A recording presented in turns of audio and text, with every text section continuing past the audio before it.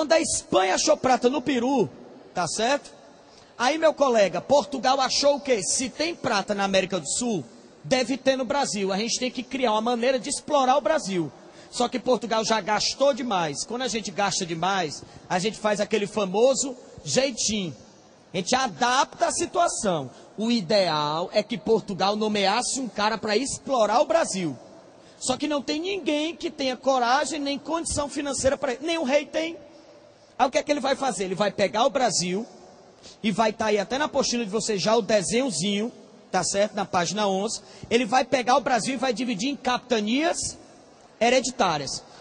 O território é grande, imenso, jovem. Olha o tamanho da capitania de Pernambuco, de Porto Seguro, de Espírito Santo. Rapaz, são capitanias aqui que são maiores do que países europeus. A capitania. Tá certo? Aí você dimensiona o que era alugar o Brasil todo. Por que é que não funcionou? Quando o pessoal foi dividindo esses lotes, tá aí a capitania do Ceará, debaixo ali do Maranhão. Você vê que o Ceará come um pedaço do Piauí, né? Beleza? Come um pedaço ali do Piauí, da Paraíba. Do mesmo jeito que o Rio Grande do Norte está dentro de parte do território do Ceará hoje. Beleza? Aí tem a capitania de Itamaracá, Pernambuco, Baía de Todos os Santos, que é onde os portugueses chegaram inicialmente, junto com Ilhéus. E aí vai descendo, ó. Beleza? Veja que o sul do Brasil termina onde hoje é São Paulo, praticamente termina ali o sul do Brasil e até um pontinho de Santa Catarina. Acabou o Brasil. O sul do Brasil não estava incluso no Tratado de Tordesilhas. Isso aqui é o Tratado de Tordesilhas, eu só fiz o quê? Fatiar o país em lotes. Beleza? Quando você receber esse lote, você vira o quê, jovem? Donatário. Cuidado, o donatário, ele é dono do lote? Não, quem é o dono do lote? Quem é o rei? É o rei. O rei te autoriza a administrar a capitania, beleza? Tudo que tu administra, tu tem que assinar um contrato. Aí esse contrato tem os direitos e tem os deveres. Direitos, eu vou chamar, tá? Direitos e deveres de foral, beleza? É o nome do documento. Quando tu recebia o lote, tu recebia um documento dizendo que o lote está no teu nome. Aí esse documento é a carta de doação. O rei doou o lote para você. Aí lá vai, direito seu. Você tem direito a ficar com 80% do que você produzir. O governo português não te obriga a produzir nada. Tipo, você tem que produzir X coisa. Açúcar. Não, não, não. O governo português diz o seguinte: produza, sustente a capitania, 80% do lucro que você tirar da capitania é seu, 20% é do rei, tá? Você tem direito a transmitir a capitania para o seu filho, por isso que a capitania é o quê? Hereditária. E você tem direito a sesmaria. Aqui gerou um problema seríssimo no Brasil. O que era sesmaria? Sesmaria era o lote de terra que você achava. Onde é que você acha lote de terra, jovem? Raciocine. Quem é que morava no Brasil? Quem era o índio? O índio. Se o português achar a terra do índio, de quem é agora? Do português. Porque o índio tem direito à terra onde ele morava? Não. E se o índio for reclamar, ele vai reclamar a quem? Ele vai reclamar para ele. Ele vai sair resmungando sozinho. Tá reclamando sozinho.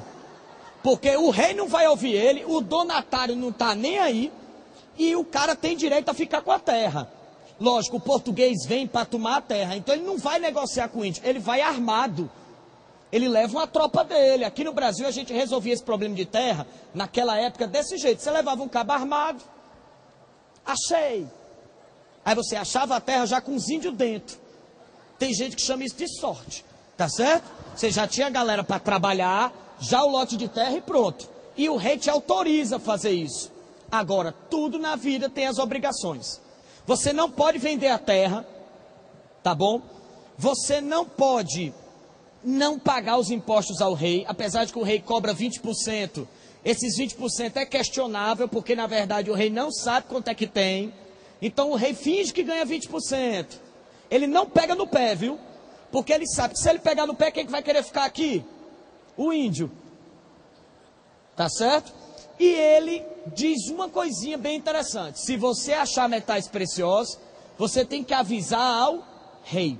O que estimulou muita gente a vir, mas a verdade é que ninguém sabia se havia ou não esses metais preciosos, tá? O Brasil começa ocupado por essas capitanias, só que a maioria dos donatários desconfiou que essas capitanias iam fracassar. Por quê? O território é muito grande, o custo é muito alto e o retorno era quase certo de nada, tá? Aí a solução, tá certo? Quando essas capitanias funcionassem, era criar outro sistema, mas por enquanto vamos deixar as capitanias.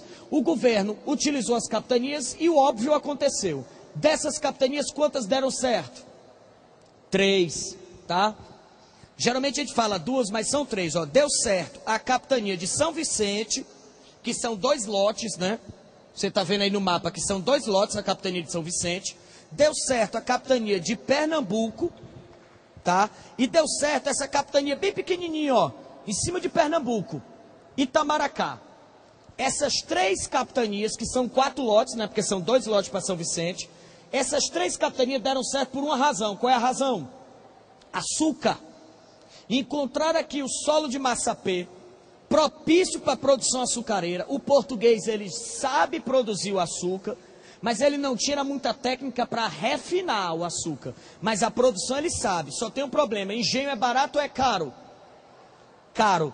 E se o rei não fizer nada, a galera vai montar o engenho, e como tem um custo para montar o engenho, ele vai querer ganhar mais. O rei não pode deixar ele ficar com 80% de açúcar. Antes era 80% de coisas que não davam valor, caju, manga, sonim. Agora, meu irmão, é açúcar. E açúcar é um produto o quê? Exclusivo. Lá e foi o governo português ter que mudar o sistema de novo. Ele já tinha feito o estanco, não funcionou. Fez as capitanias hereditárias, ela funcionou, mas prejudicou o próprio governo, porque a galera está ficando rica se ele não fizer nada com açúcar. Aí ele monta o governo geral. Esse governador geral é um cara nomeado pelo rei. É um pouquinho diferente do donatário. O donatário é um nobre. O governador geral também é, só que geralmente o governador geral é um nobre de maior ou menor importância?